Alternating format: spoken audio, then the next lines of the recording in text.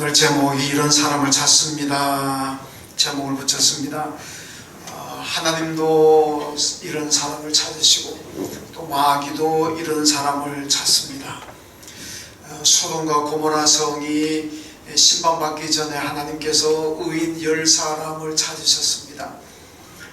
또 남왕국 유다가 멸망기에 오게 되면 이 예레미야서 에스겔서를 보게 되면은 하나님께서 나라 위에서 기도하는 사람이 있는가 찾으셨습니다. 그런데 소돔과 고모라 성에는 하나님이 찾으시는 의인이 없었고 또 유다 멸망기에는 나라 위에서 기도하는 사람이 하나님이 찾으셨습니다만은 그런 사람이 없었습니다. 소돔과 고모라도 멸망했고 남왕국 유다도 멸망을 했습니다. 하나님이 왜 사람을 찾으시느냐?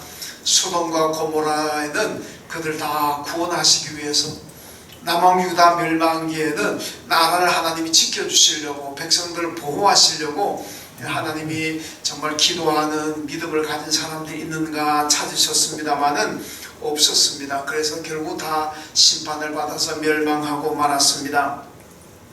마귀도 사람을 찾습니다. 마귀는 왜 찾느냐? 마귀는 사람을 찾아가지고 멸망시키려고 찾습니다. 하나님은 구원하시기 위해서 또 축복하시기 위해서 찾으시지만은 마귀는 죄를 짓게 만들고, 그래서 우리를 하여금 멸망시키려고, 지옥 가게 만들려고 우리를 찾고 있다는 말씀입니다.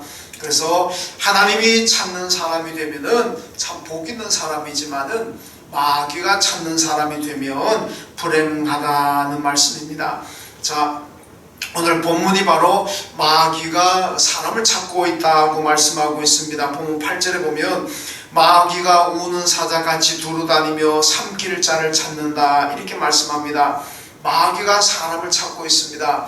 왜 찾느냐? 삼킬을 찾는다. 어디 먹잇거리가 없느냐, 어디 좋은 먹잇감이 없는가 싶어가지고 구석구석 두루두루 다니면서 찾고 있다고 지금 말씀하고 있습니다. 왜? 잡아먹으려고, 쉽게 말하면 멸망시키려고 찾고 있다는 말씀입니다. 그래서 우리는 마귀가 찾는 사람이 되면 안 됩니다.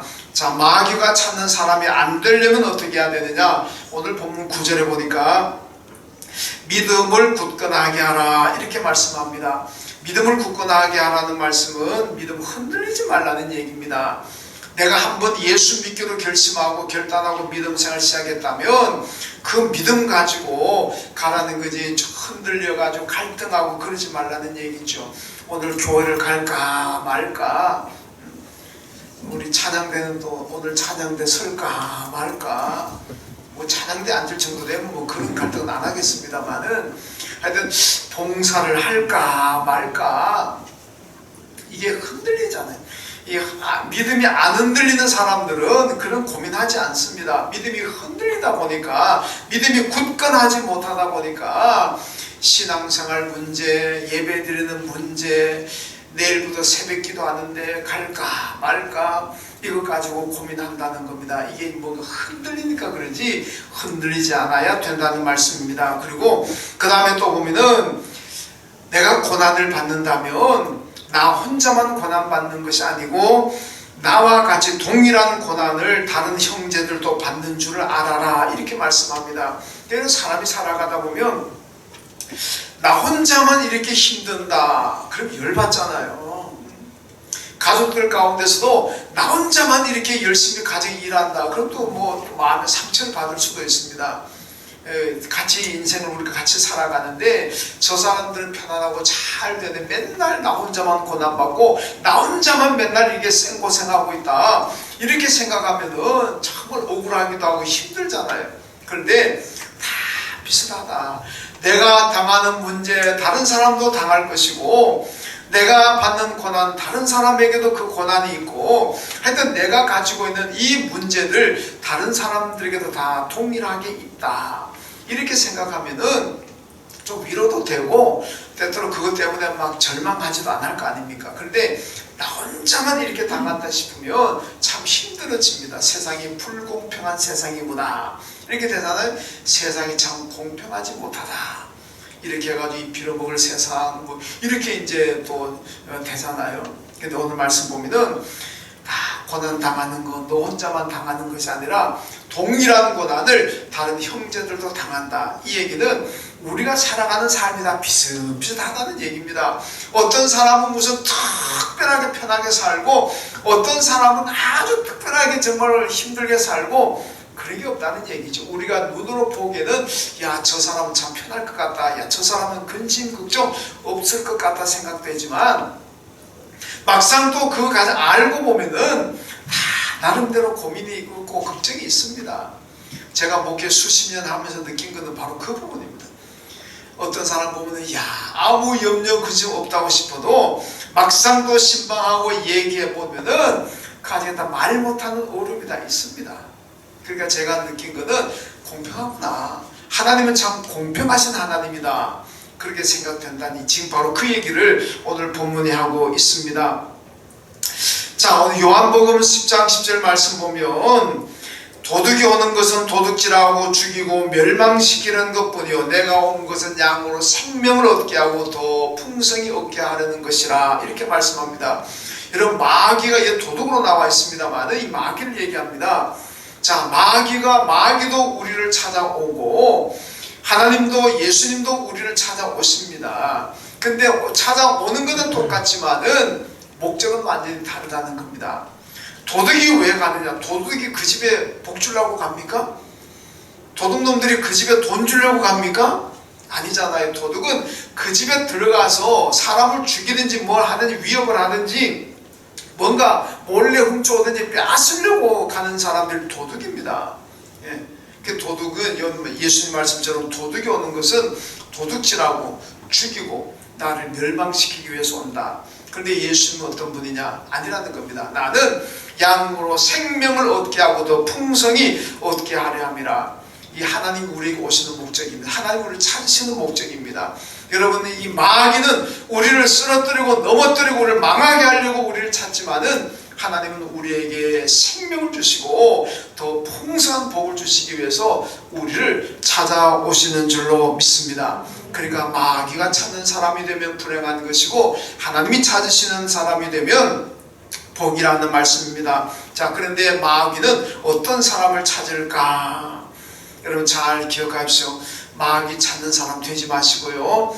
첫째로 마귀는 안주하는 사람들을 찾습니다. 안주한다. 이 여러분 베드로와 야고보와 요한이 예수님과 함께 변화산에 올라가잖아요. 변화산에 올라가는데 거기 보니까 이야 너무나 광경이 아름답습니다. 황홀합니다.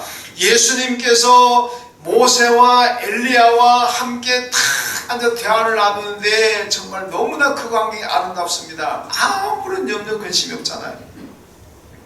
그러니까 베드로가 예수님께 뭐라 그럽니까? 주여 여기가 좋사오니 여기서 우리가 초막셋을 집을 지읍시다. 하나는 주님을 위한 집을 짓고 하나는 모세를 위한 집이고 하나는 엘리야를 위한 집을 짓고 그냥 여기서 우리가 삽시다. 산 아래에 내려가 봐야 우리 반대자들, 우리 잡아 죽이려고 하는 사람들, 우리를 욕하는 사람들, 정말 징글징글한 사람들, 이런 사람들이 가득한데 거기 내려가 봐야 무슨 재미가 있습니까? 여기는 반대자들도 없고 우리를 욕하는 사람도 없고 얼마나 좋습니까? 여기서 우리가 마르고 닳도록 살면은 안 좋겠습니까? 얼마나 좋겠습니까? 그렇게 얘기하잖아요.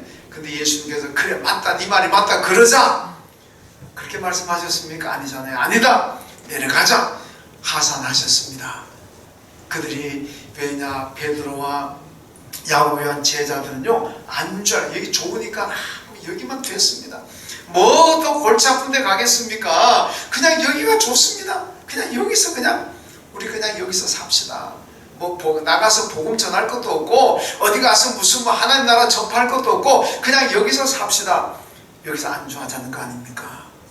근데 예수님은 안주하는 걸 거부하시고 오히려 박해가 있고 고난이 있는 그 세계로 가셨다는 것을 성경이 보여주고 있습니다.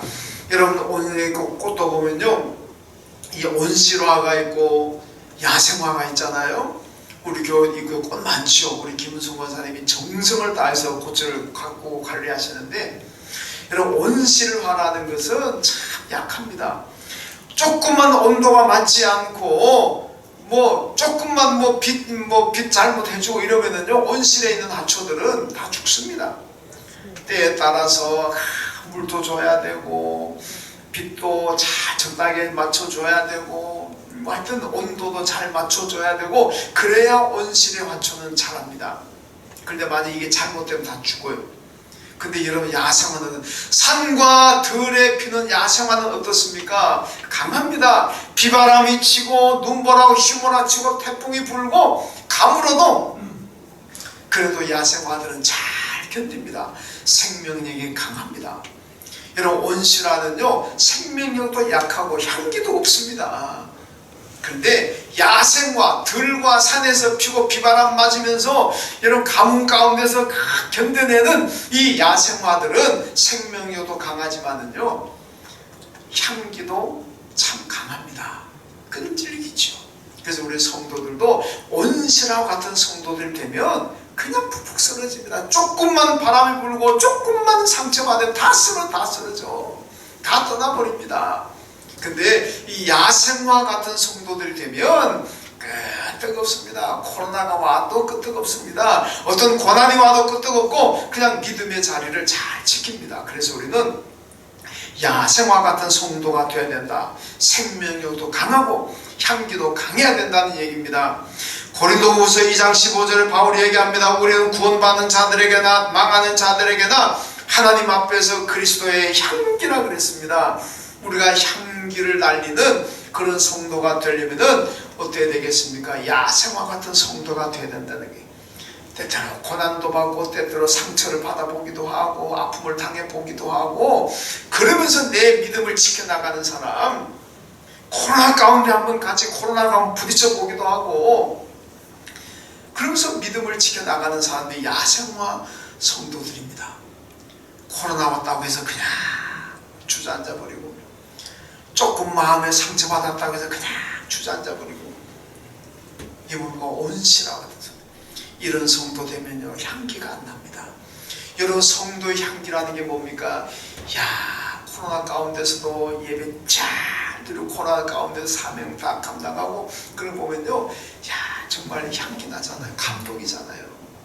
많은 시험과 고난이 있음에도 불구하고 여전히 믿음의 자리를 지켜 충성을 다하는 성도들 보면은 감동이잖아요. 감동입니다. 야, 나 같으면 저 상황에 벌써 다 내려놓았을 것 같은데 대단하다. 그게 향기입니다. 향기라는 게 그런 게 향기입니다. 감동적일 때. 그래서 우리는 이 고난을 당하더라도, 아픔과 시험을 당하더라도, 어떤 환경에서도 내 믿음을 지켜내므로 말미암아 여러분 강한 신앙인이 되어야 되고, 향기나는 그런 신앙인들 다 되어야 됩니다. 여러분들 모두가 향기나는 성도들 되시길 주님의 이름으로 축원합니다. 여러분, 초대교회를 보세요. 박해가 많고 고난이 왔습니다. 그럼에도 불구하고 여러분, 그들은 안주하지 않았습니다. 하나님, 내가 이만큼 고난 받아서 이제 되지 않겠습니까? 나 순교까지는 못하겠습니다. 이 정도로 박해받으면서도 내가 믿음을 지켰으니까 이만하면 되지 않았겠습니까? 나 순교까지는 못 가겠습니다. 그리고 만약에 그 자리에서 안주했더라면 그들은 능력이 없습니다. 초대교회가 그렇게 능력이 있는 교회가 된 것은 순교를 당하면서도 안주하지 않았습니다. 계속 정진했습니다. 이런 베트남의 기독교 역사, 중국의 기독교의 역사, 한국의 기독교의 역사, 아니면 세계의 기독교의 역사, 공통점이 뭔지 아십니까? 언제 부흥했느냐?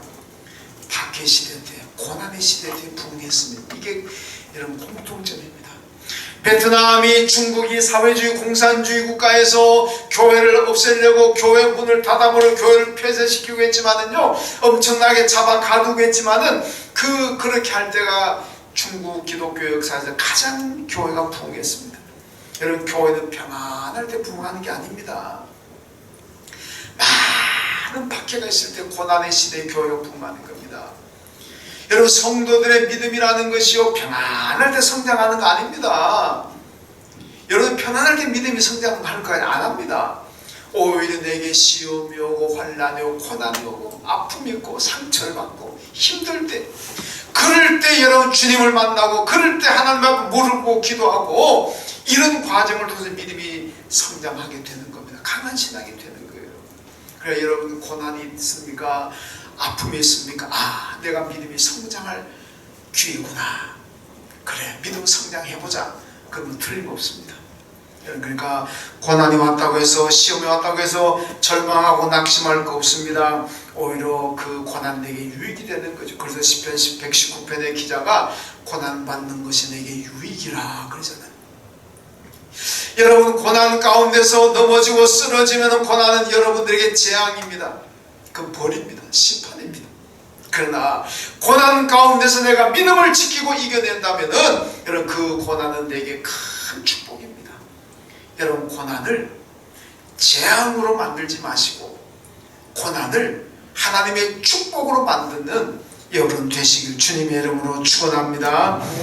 여러분 예수님께서 안주하지 않았잖아요. 유대인들이 제자들이 예수님 임금 삼으려고 그랬잖아요. 십자가 죽지 마시고 고난의 길을 가지 마시고 이제 우리의 임금이 되어 주십시오.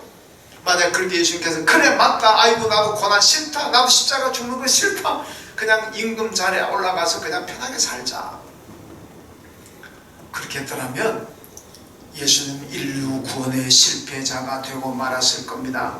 그런데 여러분 안주하지 않고 고난의 길을 가셨고 십자가의 길을 가셨습니다.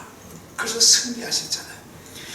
우리 성도들도 코로나에서도 열심히 예배드리고 열심히 섬겼습니다. 여러분 코로나 가운데서도 우리 예한교회가 문을 닫지 않고 지금까지 나올 수 있고 이제 6월 첫 주일날 예배 회복의 날을 우리가 정하고 맞이할 수 있었던 비결이 뭔지 압니까?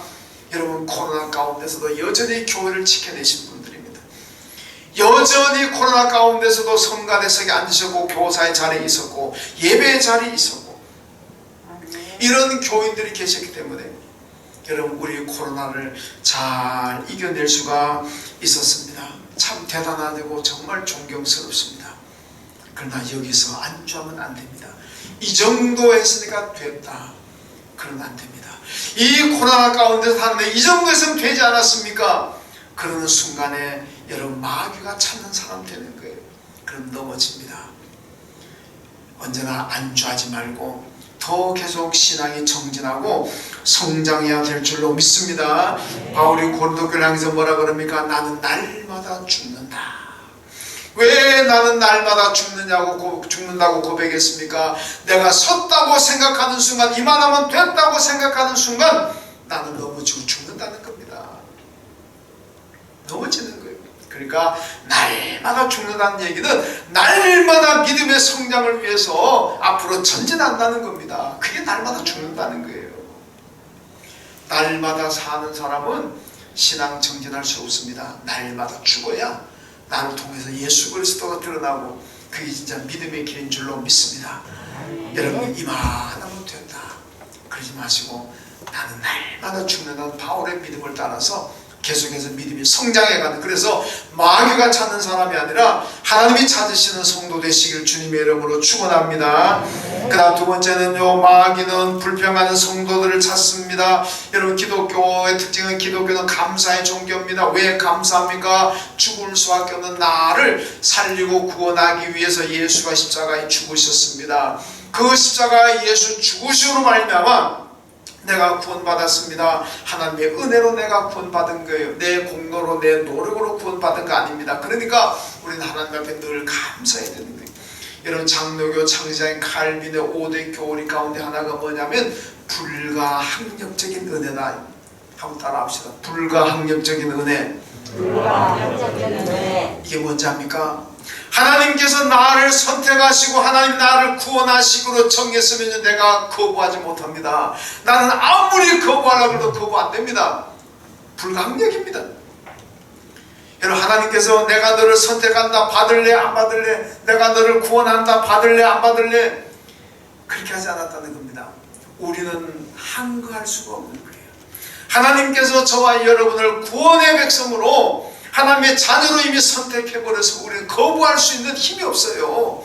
무조건 하나님의 따라야 되는 겁니다. 이게 불가항력의 은혜입니다. 만약에 불가항력적 은혜가 아니고 우리에게 선택권이 주어졌다면 아마 절반 이상 다 떠나버렸을 거예요. 아이 나 하나님 찬양하는 거 싫습니다. 나 구원도 싫습니다. 다 떠나버렸을 겁니다. 그런데 우리가 항거하지 못합니다. 거부할 수가 없습니다. 하나님께서 우리를 선택하신 것에 대해서, 구원하신 것에 대해서 거부할 수 있는 힘이, 선택권이 우리에게 없어요. 그러니까 오늘 우리가요, 본질적으로 진노의 자식이라서 기회만 있으면 나가려고 하고, 기회만 있으면 뛰쳐나가려고, 예수 떠나려고 하는 우리 아닙니까? 그런데 왜 못 나갑니까? 불가항력적으로 하나님 우리로 하여금 한금 못하도록 딱 잡고 있으니까. 그러니까 우리가 못 가는 거예요.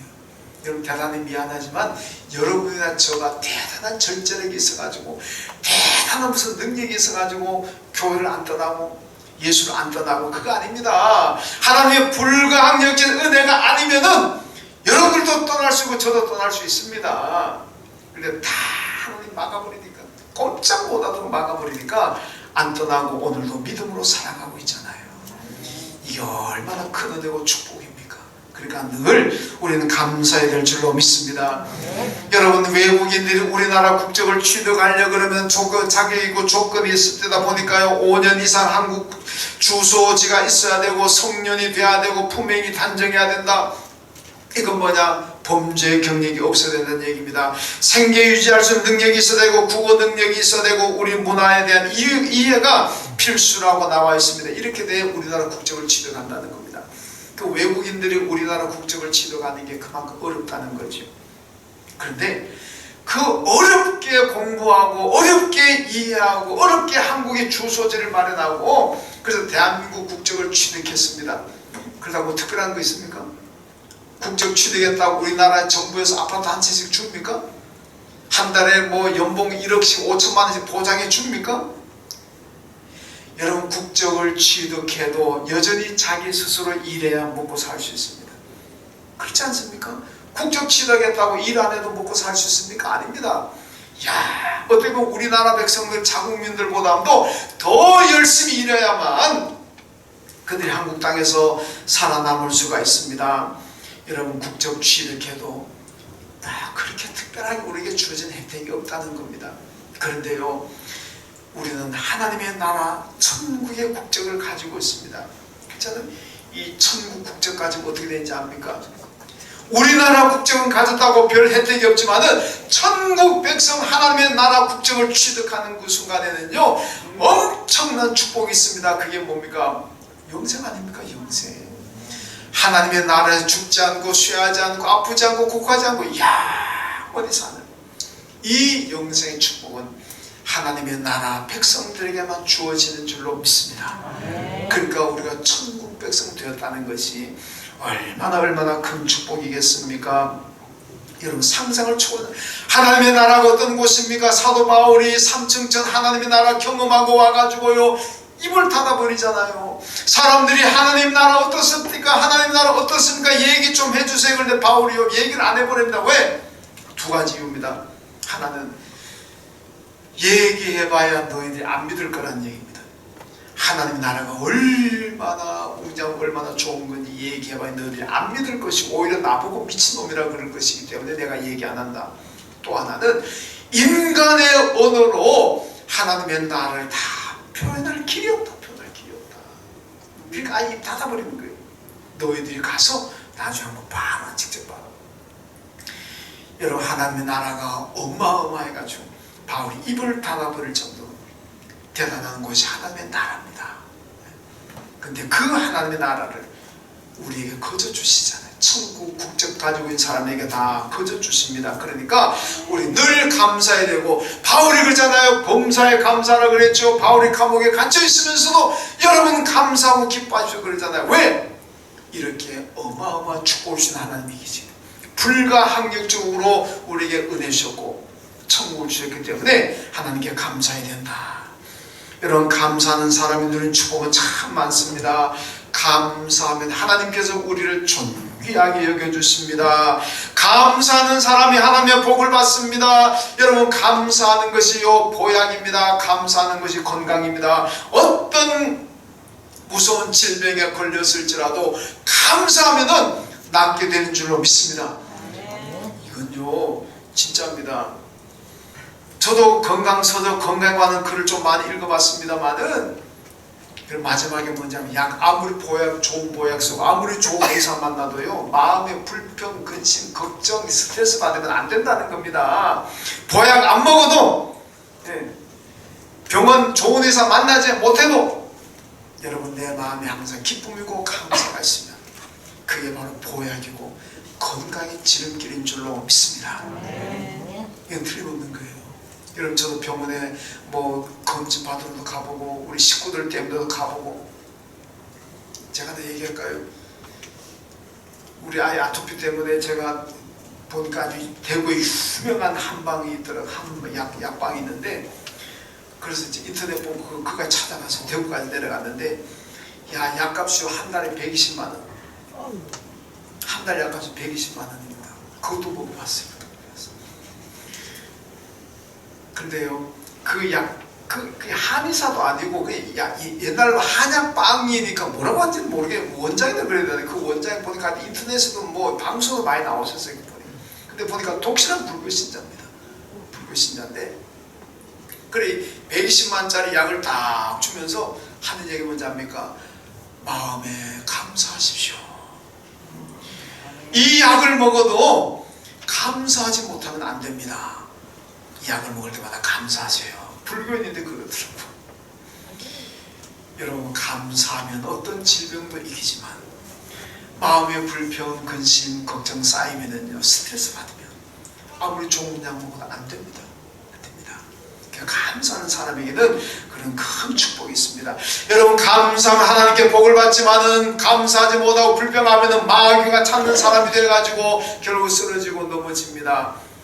여러분 불평해서 마귀가 찾는 사람 되지 마시고 하나님의 불가항력적인 은혜와 축복을 기억하면서 하나님이 찾으시는 감사한 사람 되시기를 주님의 이름으로 축원합니다. 그 다음 세 번째 하나는 마귀는 욕심 많은 성도들을 찾습니다. 야고보서 1장 15절에 욕심이 잉태한데 죄를 낳고 죄가 장성한즉 사망을 낳는다, 죽음에 이른다고 말씀합니다. 여러분 사망이 죽음이 어디서 오느냐? 욕심에서부터 생겨난다는 겁니다. 국가가 욕심을 부리니까 엄청난 사람들 죽습니다. 가정에 욕심을 부리면 가정이 깨집니다. 이 사회가 욕심 때문에 사회가 갈기갈기 찢어지는 거 아니겠습니까? 맞습니다. 여러분 러시아가 그 엄청난 땅덩어리를 가지고 있어 뭐 때문에 우크라이나는 조그마한 나라를 그렇게 욕심냅니까? 그 욕심 때문에 온 세계가 힘들잖아요. 욕심내지 말고 욕심 버려야 됩니다. 욕심이 불행의 근원이 되고 욕심 때문에 죽음에 이릅니다. 욕심을 가지니까 범죄하게 되고 범죄하니까 불행해지고 죽음에 이르잖아요. 여러분 예레미야 17장에 보면 이 자고새라는 새가 나오는데 이 자고새는 어떤 새냐면 지가 알을 못 낳고 다른 새가 낳은 알을 지가 도둑질해 와가지고 지가 품어서 부화시킵니다. 그럼 자고새 생각에는 알은 비록 내가 낳은 알이지만은 도둑질해온 알이지만은 내가 품어서 부화시켰으니까 이놈들은 나를 엄마로 알겠구나. 그리고 나한테 효도하겠지. 이 생각해가지고 도둑질해 와가지고 부화시킵니다. 근데 자고새 도둑질해온 새끼들 처음에는 모르니까 지네 엄마인 줄 알고 따라가고 엄마 그러고 밥 달라 그러겠지만은 이제 좀 커서 보면 어떻습니까? 커서 보면 지하고 몸이 다르잖아요. 커서 보면은 지 엄마는 아니라는 건 알잖아요. 근데 다 떠나버립니다. 이게 예레미야 17장에 말하는 자고새의 모습. 그래서 예레미야가 하나님 뭐라 그러니까 자고새같이 어리석은 사람 되지 말라. 내 거 아닌 것 자꾸 내 거 삼으려 그러지 말라. 그것 때문에 불행하다는 얘기 다 떠나간다는 얘기. 내 거 아닌 거 욕심부르면 다 떠나간다는 얘기입니다. 괜히 시간 낭비하고 힘 낭비하고 욕 들어먹지 말고 내 거 아닌 것에 대해서는 욕심 가지지 말아라. 내 거 가지고 감사하며 살아라. 그 말씀 아닙니까? 여러분 사무엘하 16장에 보면 이 무비보셋이라는 사람이 나오는데 요나단의 아들인데 소아마비에 걸려서 걸음을 잘 못 걷는 아들입니다. 근데 다윗이 자기의 절친인 요나단의 아들이다 보니까 자기가 잘 데리고 살면 임금하고 같은 밥을 먹도록 해서 얼마나 큰 영광입니까? 임금하고 같이 밥을 먹는 무비보셋인데 어느 날 압살롬이 반란을 일으키니까 다윗이 도망가자 토피하잖아요. 무비보셋도 같이 다윗과 같이 가고 싶었는데 그 여종 무비보셋 여종이 시바라는 일부 멘트들이 발음하기가 조금 제가 좀 애매합니다만은 좀 이해하고 들어주세요. 시바라는 여종이 있는데 이 여종이 무비보셋 안 들어가 버렸습니다. 무비보셋은 나를 좀 데려가 달라 그러는데 이 시바라는 여종이 안 데려가고 지 혼자 가버렸어요. 그 다윗한테 가가지고 다윗이 왜 무비보셋 안 왔느냐 그랬더니 아이고 내가 같이 가자 그랬는데도 무비보셋이 이제 다윗 시대는 끝났기 때문에 나 다윗 필요 없다고 안 간다 그랬다.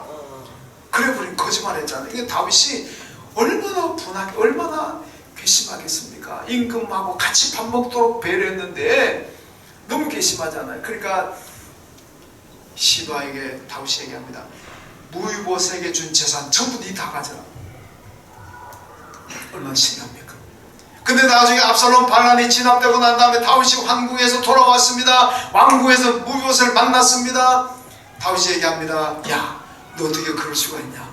어떻게 은혜를 원수로 갚을 수가 있고 어떻게 네가 나를 그럴 수 있느냐? 이 나쁜 놈, 괘씸한 놈 이러잖아요. 그때 무비보셋이 뭐라고 합니까? 아닙니다, 임금님. 제가 안 가려고 한 것이 아니고 가려고 했는데 이 시바가 나를 버리고 그냥 지 혼자 갔어 그랬습니다. 오해하지 마십시오. 다윗이 오해가 풀렸습니다. 그러니까 시바에게 준 재산이 열받잖아요. 다윗 다 뺏어가지고 무비보셋 네가 가져라. 그때 무비보셋이 뭐라 합니까? 임금님 필요 없습니다. 나는 임금님이 건강한 모습으로 다시 돌아온 것만 하도 너무나 감사합니다. 재산 필요 없습니다. 나 그 욕심 없습니다. 그거 시바에게 다 주세요. 나 필요 없습니다. 이 마음에 다윗이 감동받아가지고 다윗이 마르고 닳도록 죽을 때까지 무비보셋을 데리고 살았다는 얘기 아니겠습니까? 여러분 다 욕심 안 부리니까 이렇게 행복하게 살더라는 겁니다. 갈라디아서 5장 24절에 보니까 그리스도 예수의 사람들은 육체와 함께 그 정욕과 탐심을 십자가에 못 박았느니라 이렇게 말씀합니다. 여러분 우리 성도들 예수 믿는 사람들은 욕심도 정욕도 돈도 출세도 다 십자가에 못 박고 자유해야 됩니다. 여러분 자유하지 못하면 이런 것들로도 자유하지 못하고 이런 것에 얽매이고 노예가 되어 있으면 마귀가 딱 좋아하는 사람입니다. 이런 사람이 마귀가 잘 찾아와서 넘어뜨립니다.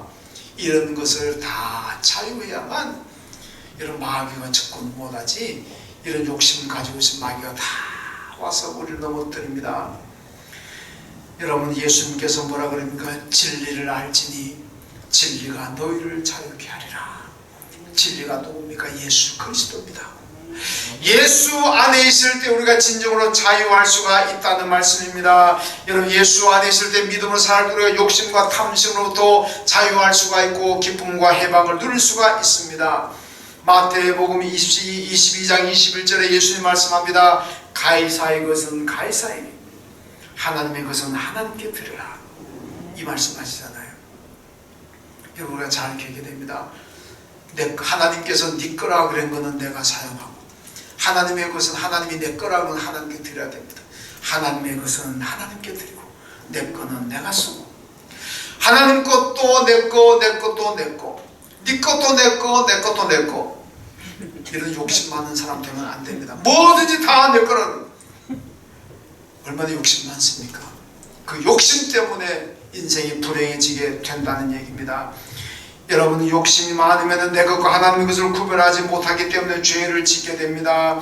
여러분 시간도 하나님의 것은 하나님께 드리고 물질도 하나님의 것은 하나님께 드리고 내 재능도 하나님의 것은 하나님께 드리고 뭐든지 하나님의 것은 하나님께 드리세요. 하나님께서 네 거라 그런 건 그건 내가 사용하고 욕심내지 말라는 얘기입니다.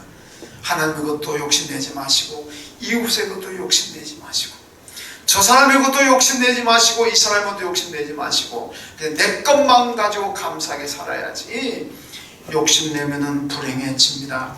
욕심 다 내려놓으시고 시간이든 재능이든 물질이든 하나님의 것은 하나님께 드리십시오. 그럴 때에 마귀는 왔다가도 혼미백산 도망갑니다. 한 길로 왔다가 7길로 도망갈 것이고 그 대신에 욕심 내려놓고 살면은 하나님께서 나를 찾아오시고 하나님이 나에게 복을 주십니다. 여러분, 마귀가 찾는 사람 되지 마시고 하나님이 찾는 사람 되시기를 주님의 이름으로 축원합니다. 하나님 감사합니다. 마귀도 사람을 찾고 하나님도 사람을 찾습니다. 마귀는 우리를 찾아서 멸망시키고 죄짓게 만들지만은 하나님은 우리를 찾으셔서 구원하시고 복 주시는 줄로 믿습니다. 우리 모두가 마귀가 찾는 사람 되지 않게 하시고 하나님이 찾으시는 사람이 되어서 하나님 안에 은혜 가운데 살아가는 저희들 되게 하여 주옵소서. 예수님의 이름으로 기도하옵나이다. 아멘.